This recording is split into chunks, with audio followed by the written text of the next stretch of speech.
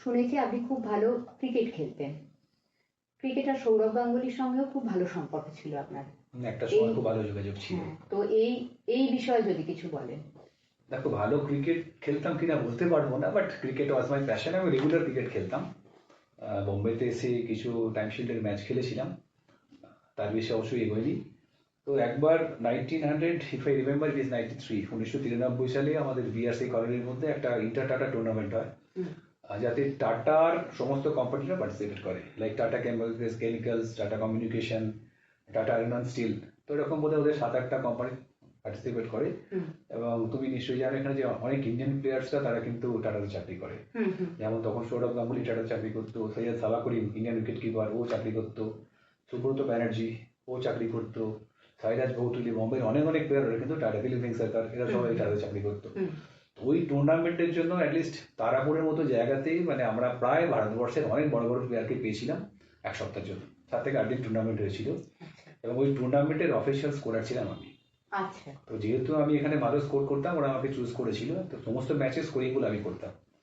And scoring করার ফলে score হয়ে যাওয়ার পর সমস্ত প্লেয়ার আমার কাছে আসতো, জিজ্ঞেস করতো কত স্কোর হলো, কটা চার মেরেছি। তো তখন এখানে সৌরভ গাঙ্গুলি এসেছিল, তো তখনই আমার সেইভাবে আলাপ।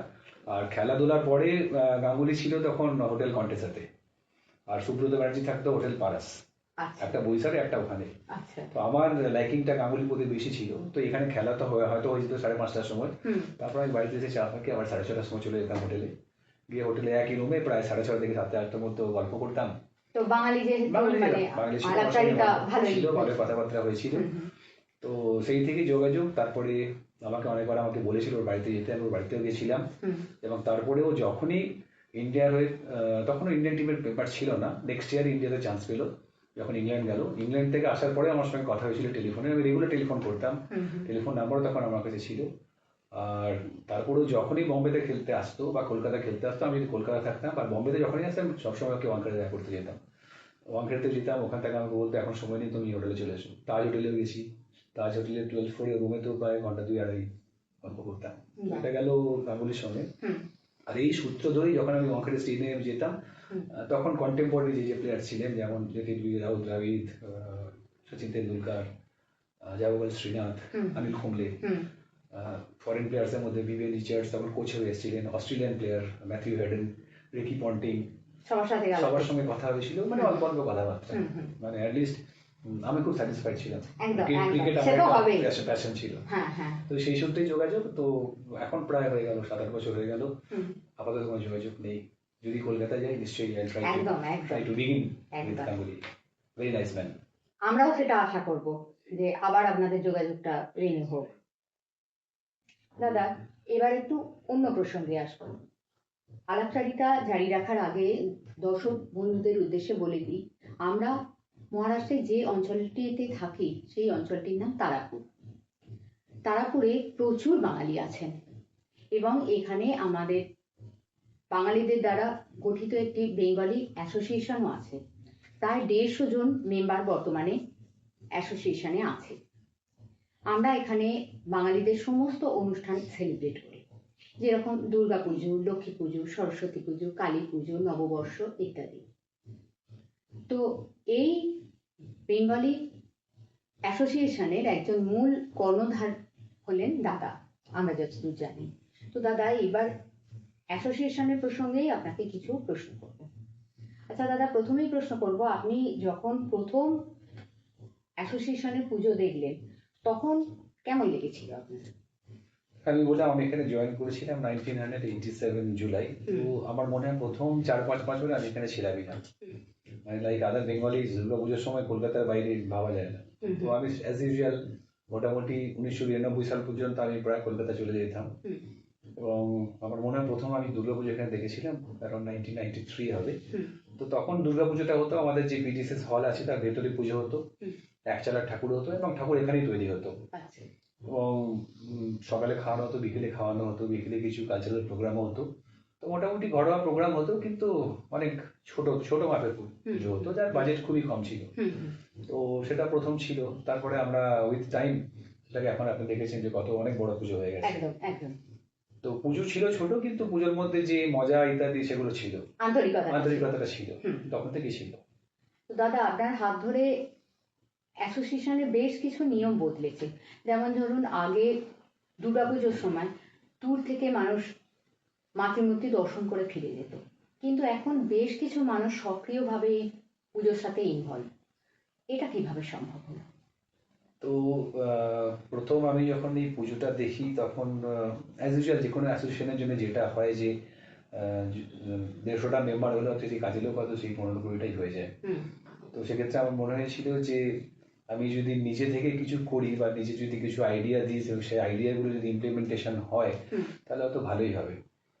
তো যেহেতু আমাদের পুজোটা মোটামুটি বিআরসির বাঙালি, টিএপিএস এর বাঙালি এবং এমআইডিসি যারা বাইরে থেকে আসে তাদের মধ্যে ইনভলভমেন্ট, এবং আমি এটা লক্ষ্য করেছিলাম যে যারা মেনলি যারা বাইরে থেকে আসে তাদের পুজোর ইনভলভমেন্টটা ছিল না। ওনারা মোটামুটি আসতেন, এখানে চা দিতেন, খাওয়া দাওয়া করতেন, হয়তো কিছু কালচারাল প্রোগ্রামে পার্টিসিপেট করতেন, দিয়ে চলে যেতেন। পুজোর মধ্যে কোনো ইনভলভমেন্ট ছিল না। পুজোর মধ্যে ইনভলভমেন্ট পুজোর ঠাকুরের কাজ করা বা পুজোর ভোগ রান্না করা, সেটা আমার ঠিক লাগেনি। আমার মনে হয়েছিল যদি ঠাকুরের পুজো হয় সেখানে সবাই করবে, সেটা বিআরসি লোকেরা করবে, ট্যাক্সের লোকেরা করবে এবং এমএডিসি লোকেরা করবে। সেক্ষেত্রে আমি যখন পুজোটা যখন আমার বাইরে নিয়ে এলাম, যখন বড়ভাবে করলাম, তো ফার্স্ট থিং আমি যেটা করেছিলাম যে দায়িত্ব নিয়ে নাও, যে একদিন পুজো বিআরসি লোকেরা করবে, একদিন ট্যাক্সের লোকেরা করবে, একদিন এমআইডিসি লোকেরা করবে, একদিন সবাই মিলে করবে।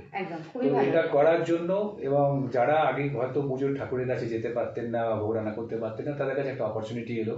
এবং সত্যি কথা বলতে কি আজকে যদি সেটা দেখা যায় যে আমি যেটা মনে করি প্রেজেন্ট যে দুর্গা পুজো হচ্ছে তাতে হয়তো এমআইটিসি পার্টিসিপেশন সব থেকে বেশি, কারণ সব থেকে বেশি মেম্বার ওখানে এবং সব থেকে বেশি দিদি বৌদি যারা এগুলো তারা ওখান থেকে আসে। আমার এটাতে খুব ভালো লাগে যে অ্যাটলিস্ট বাইরের লোকের এসে এত অ্যাক্টিভলি পার্টিসিপেট করছে। এটার শুরুটা হয়তো আমি কোনোভাবে একদিন করতে পেরেছিলাম, সেটা ভেবে ভালো লাগে। আচ্ছা দাদা, তো দাদা আপনি অ্যাসোসিয়েশনের জন্য যেভাবে কাজ করেছেন, আপনাকে অ্যাসোসিয়েশনের মেরুদণ্ডই বলা যায়। আপনি তো এখন অবসর নিয়ে নিচ্ছেন, কলকাতাও চলে যাচ্ছেন, তো আপনি কি এমন কাউকে তৈরি করে যাচ্ছেন উত্তরসূরি হিসাবে যে আগামী 10 বছর একদম সঠিক পথে চালাতে পারবে অ্যাসোসিয়েশনকে?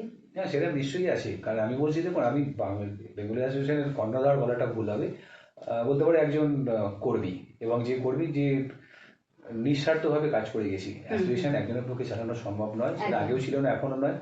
আগেও আমার সঙ্গে যারা ছিলেন, আমি কিছু নাম বলতে পারি, বাসুদেব মুখার্জি, বিপ্লব দা, চন্দন দা, অমলেন্দু দা, অনেক লোক ছিল যারা মানে অ্যাসোসিয়েশনের জন্য কাজ করে গেছে এবং অ্যাসোসিয়েশনকে আগে নিয়ে যাওয়ার চেষ্টা করেছে। সেই চেষ্টা আমিও করেছি। তো তখন যে টিম ছিল মোটামুটি 10-15 জনের, এখনো সেই টিম আছে। তবে এটা ঘটনা যে দিনে দিনে অ্যাক্টিভ লোকের সংখ্যা কমছে। তবে আমার মনে হয় এখন যারা অ্যাসোসিয়েশনে আছেন, যারা যারা কাজ করতে চাইছে, 10 বছর মানে আমার তোমার 15-20 বছর হয়ে যাবে। রণজিৎ আছে, চিরঞ্জিত আছে, সমিত চ্যাটার্জি আছে, শান্ত প্রদীপ আছে, নাম বলা মুশকিল, অনেক নাম মিস হয়ে গেলে গন্ডগোল হয়ে যাবে, সোমনাথ নিজে আছে, ঠিক আছে। তো এরকম অনেকজন আছে। তো তাদের হাতে মোটামুটি অতনু আছে, আড্ড আছে। তো মোটামুটি 8-10 জনের একটা কোর গ্রুপ আছে, যারা আমার তো মনে হয় না কোনো মৃত্যু নিজে আছে। তো এগুলোর জন্য আমার মনে হয় না যে 10-12 বছর কোনো অসুবিধা হবে, প্রোভাইডেড সবাই এখানে থাকে। আর কেউ যদি ট্রান্সফার নিয়ে কোথাও চলে যায় সেটা আলাদা ব্যাপার। তো অ্যাসোসিয়েশন সেফ হ্যান্ডে আছে, কোনো অসুবিধা নেই। দাদা, এইবার একটু অন্যরকম একটা প্রশ্ন করব যে আপনি আপনার সময় তো পড়াশোনার ধরনটা একরকম ছিল, কিন্তু এখনকার দিনে পড়াশোনার ক্ষেত্রে বাচ্চাদের উপর খুব চাপ, বিশেষ করে 10th এবং 12th পর তারা কোন পথে গেলে ভালো কেরিয়ার হবে এই ব্যাপারে তারা খুব চিন্তাগ্রস্ত। এর বাইরে ধরুন ফ্যামিলির প্রেশার, পারিপার্শ্বিক প্রেশার তো আছে। তো আপনার দৃষ্টিভঙ্গিতে এই যে বাচ্চাদের উপর এতটা স্ট্রেস, এটা মুক্তির উপায় কি? পড়াশোনার জন্য বাচ্চাদের উপর স্ট্রেস আগেও ছিল, এখনো আছে, তবে আমার যেটা মনে হয় এখন অনেকটা বেশি হয়ে গেছে। তার কারণ পার্সন টু পার্সন কানেক্টিভিটি এখন অনেক বেড়ে গেছে। আগে হয়তো আমি আমার ক্লাসের যে 20-30 জন বন্ধু যাদের মধ্যে আমি খুব ক্লোজ থাকতাম, 5-6 জন, তাদের রেজাল্টের কথাই হয়তো আমার বাবা মারা জানতো। সুতরাং কম্পারিজনটা হতো 5-6 জনের মধ্যে। এখন সেটা নেই। এখন যেহেতু ইন্টারনেটের যুগ হয়ে গেছে, সবকিছু হোয়াটসঅ্যাপে আছে, প্যারেন্টসরা সঙ্গে সঙ্গে পুরো ক্লাসের রেজাল্ট এবং সেই শহরে যত স্কুল আছে সেই ক্লাসের সবাই রেজাল্ট সম্বন্ধে জেনে যায়, এবং কম্পিটিশনটা অনেক বেড়ে গেছে ইনফরমেশন বেশি আসার ফলে। কম্পিটিশন আগেও ছিল, কম্পিটিশন আগে ছিল না, এখনো আছে, কিন্তু এখন ইনফরমেশনটা বেশি হওয়ার জন্য প্রেশারটা অনেক বেড়ে গেছে যে ও এত করলো তুমি কেন পারছো না। তো এক্ষেত্রে আমার তো যেটা মনে হয় যে এটা আমাদের প্রথম পেরেন্টসকে তো এটা মেনে নেওয়া উচিত যে তার ছেলে বা মেয়ে কতটা ক্যাপাবল। আজকে সবাই যদি মনে করে আমার ছেলে বা মেয়ে আইআইটিতে পড়বে, সম্ভব আমি নয় সেটা। বলছি না যে আশা করাটা ভুল, কিন্তু তার একটা বেসিক মাপদণ্ড থাকে যে আমি যদি সেই কোয়ালিফাইটা না করি, তাকে যদি আমি জোর করি বলি যে তোমাকে আইআইটির জন্য প্রিপারেশন নিতে হবে, তোমাকে মেডিকেল সায়েন্সের জন্য প্রিপারেশন নিতে হবে, সেটা সম্ভব নয়। একদম। এবং সেটা জাজ করতে পারে পেরেন্টসই। এখন পেরেন্টস যদি প্রথম থেকেই মনে করে যে আমার বাচ্চা মোটামুটি মিডিয়াকর, ওর স্ট্যান্ডার্ড হয়তো ওই লেভেলে যাবে না, সুতরাং সেই হিসাবে এখন চাকরি অনেক কিছু আছে। আগে তো শুধুমাত্র ডাক্তার ইঞ্জিনিয়ার হতো, এখন ডাক্তার ইঞ্জিনিয়ার ছাড়া সবকিছুতেই there are very many formats, let it be communication, তারপরে তোমার অ্যাডভার্টাইজমেন্ট জগৎ, ফিল্ম জগৎ, অনেক কিছু ভাবে চাকরি করা যায়। তো ক্ষেত্রটা অনেক বেড়ে গেছে এবং তার সঙ্গে প্রসারিত নলেজটা অনেক বেড়ে গেছে। তো সেইভাবে যদি বাচ্চার কন্ডিশনটা দেখে যে ও কতটা করতে পারে না করতে, বিনা প্রেশারাইজ করে ওর যেটা ভালো লাগে সেই সুযোগটা যদি তাকে দেওয়া হয়, তাহলে আমার মনে হয় এটা অনেক বেটার। মানে তাদের জন্য লাইফটাও ভালো হবে এবং বাচ্চাদের উপর প্রেশারটা অনেক কম পড়বে। সেটা করা উচিত। দাদা, শেষ প্রশ্ন, রিটায়ার্ড লাইফ সম্পর্কে কোনো প্ল্যান আছে কি? মানে শুধুমাত্রই অবসর যাপন করবেন নাকি একদমই না, কোনো কাজের সাথে একদমই না। করবেন? রিটায়ার্ড লাইফ আমরাও তো জানি আপনি চুপ করে বসে থাকার মানুষ একদমই নয়। সেই তো রিটায়ার্ড লাইফ নিয়ে আমি সবসময় একটা কথা বলি যে কালকেও কথা হচ্ছিল যে 60 বছর এটা কোনো বড় ব্যাপার নয়। I always say that count your age by smiles, not by numbers. ঠিক আছে? আমি এখনো দেখতে পারি হয়তো অনেক ছেলে আছে যাদের বয়স হয়তো 25-26 ইয়ার্স, মানে তুমি যদি তাদের দেখো এখনো মনে হয় যেন তারাই হয়তো 85 হয়ে গেছে, আমি হয়তো 40 হয়ে গেছি, যদি কম্পারিজন করা যায়। মানে মনটাই সব এবং তারপরে ফিজিক্যাল। এখন ওই সব ছেলেদের লাইফস্টাইল এত খারাপ হয়ে গেছে because they do not sleep up to night 2 o'clock 3 o'clock, খাওয়া দাওয়ার কোনো ঠিক নেই, জাঙ্ক ফুড বেশি খায়। তার ফলে ওদের যে একটা ন্যাচারাল বিউটি যেটা থাকে একটা 20-25-30 বছর ছেলের মতো, অনেকের মধ্যে সেগুলো দেখা যায় না because of this bad habits. তো অবভিয়াসলি সেটা আমার মধ্যে নেই এবং আমার কাজ করার এখনো অনেক এনার্জি আছে। Obviously I like to go into the academics. আমি হয়তো পড়াবো কোনো ইনস্টিটিউশনে আফটার রিটায়ারমেন্ট, যেরকম সুযোগ পাবো। আর সেটা না হলে বাড়িতে আমি বাচ্চাদের পড়াবো। আমার ইচ্ছা আছে মানে যদি কলকাতা যাই, যদি কোনো দুস্থ লোকেদের অ্যাটলিস্ট সপ্তাহে 2 দিন বা 3 দিন করে যদি কাউকে পড়ানো যায়, যেখানে ভালো ভালো স্টুডেন্ট আছে, সেটা আমার ইচ্ছা আছে। খুব ভালো চিন্তা দাদা। শিক্ষাদানের থেকে বড় জিনিস তো আর কিছুই হতে পারে না। আচ্ছা দাদা, প্রবাসী বাঙালি যারা আছেন, বাইরে থাকেন আমাদের মতো বা অন্যান্য জায়গাতেও, তাদের কিছু মেসেজ দেবেন? অফকোর্স তাদের একটা মেসেজ দেওয়ার এই যে আমি তো প্রথমেই বলবো যে ইউনিটি স্ট্রেংথ। তো পশ্চিমবঙ্গের বাইরে এসে সবাই যতজন বাঙালি আছে তাদের মধ্যে একসঙ্গে থাকা উচিত, এর মধ্যে কোনো গ্রুপিজম হওয়া উচিত নয়। And try to celebrate all Bengali festivals. যারা বাচ্চা আছে তাদের বাংলা পড়াও, বাংলা শেখাও, যেটা সবথেকে বড় ব্যাপার। মানে শুধু বললেই হবে না, আমি তো জানি এখানে মানে ম্যাক্সিমাম বাচ্চা বাংলা লিখতে জানে না, তাদের বাংলা লেখাটাও শেখাতে হবে, বাংলা পড়াটাও শেখাতে হবে, বাংলা গল্প বই পড়াও। তারা যদি নিজেরা পড়তে না পারে, বাবা মার উচিত তাদের সামনে বাংলা পুরনো সাহিত্যকে ধরে ধরা, বাংলা পুরনো গল্পগুলো পড়ানো। আর তারপরে সমস্ত পুজো সেলিব্রেট করে এনজয় করো, করতেই হবে। খুব ভালো লাগলো দাদা আপনার সাথে গল্প করে। বৈঠকে এতটা সময় দেওয়ার জন্য অনেক ধন্যবাদ। সুস্থ থাকুন, ভালো থাকুন। Thank you.